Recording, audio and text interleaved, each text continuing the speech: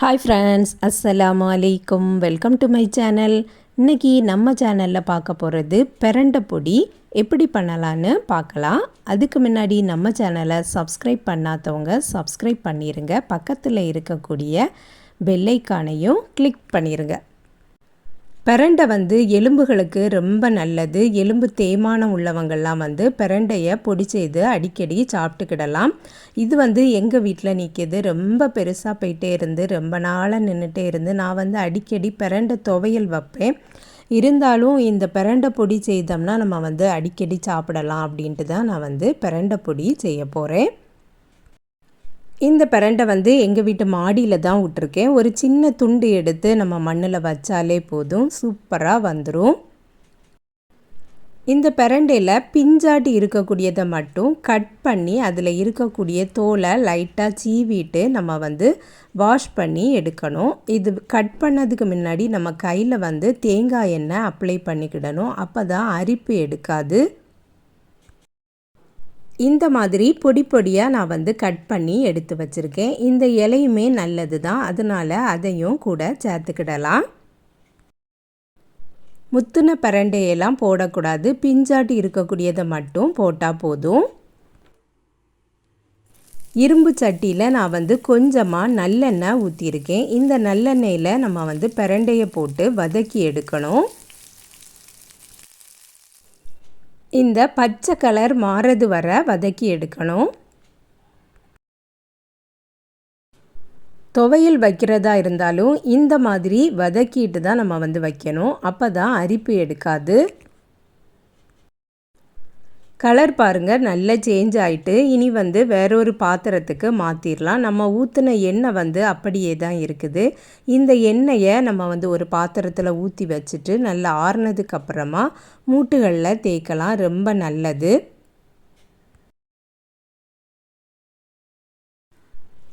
இனி நம்ம ஒவ்வொன்றா வறுத்தெடுக்கலாம். அரை கப்பு கருப்பு உளுந்து எடுத்திருக்கேன். நல்லா வாஷ் பண்ணி எடுத்திருக்கேன். இதையும் நல்ல வாசனை வர்றது வர வறுத்து எடுத்துக்கிடலாம். பிரண்டை வதங்கினதுக்கு அப்புறமா பார்த்திங்கன்னா ஒரு கைப்பிடி அளவுக்கு தான் வந்திருக்கும். அந்த பிரண்டைக்கு தான் நான் இந்த அளவுகள்லாம் சேர்க்குறேன். ஒரு கப்பு உளுந்து எடுத்திருக்கேன். அதாவது இந்த கப்பில் தான் நான் ஒரு கப்பு உளுந்து எடுத்து வறுக்க போட்டிருக்கேன். நல்ல வாசனை வர்றது வர வறுத்து எடுத்துக்கிடலாம்.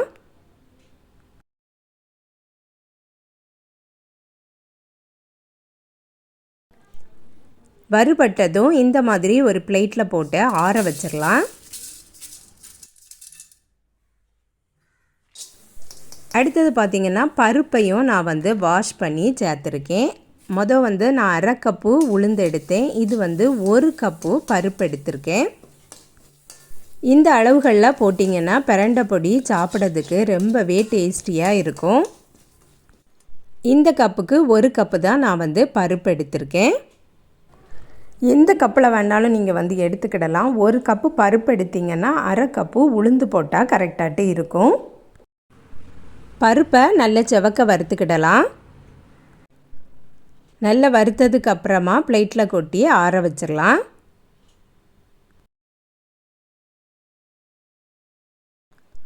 அடுத்தது பார்த்திங்கன்னா ஒரு டேபிள் ஸ்பூன் கருப்பு எள்ளு போட்டிருக்கேன். இது நான் ஏற்கனவே வாஷ் பண்ணி வச்சுருந்தது தான், அதனால் வாஷ் பண்ணாமல் போட்டுட்டேன்.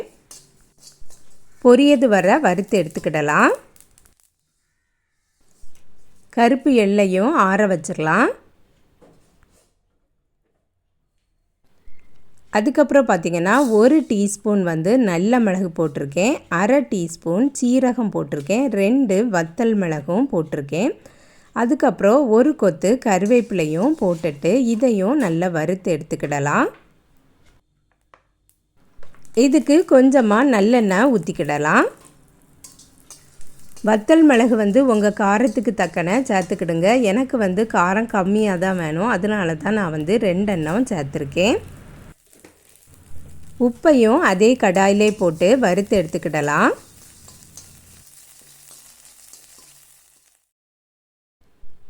எல்லாத்தையும் கொட்டி ஆற வச்சிடலாம். எண்ணெயில் வதக்கின பிரண்டையை ஒரு நாள் ஃபுல்லாக வெயிலில் காய வச்சு எடுத்திருக்கேன். இந்த மாதிரி கிறிஸ்பியாக வர்றது வர காய வச்சு எடுத்துக்கிடணும். இதை இப்போ நம்ம போட்டு பொடிச்சு எடுத்துக்கிடலாம். இந்த மாதிரி செய்யும்போது நம்ம ஸ்டோர் பண்ணி வைக்கும்போது கெட்டு போகாமல் இருக்கும்.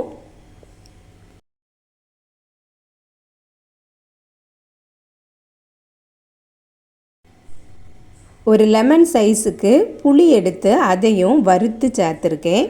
இதையும் சேர்த்து நம்ம பொடிச்சு எடுத்துக்கிடலாம்.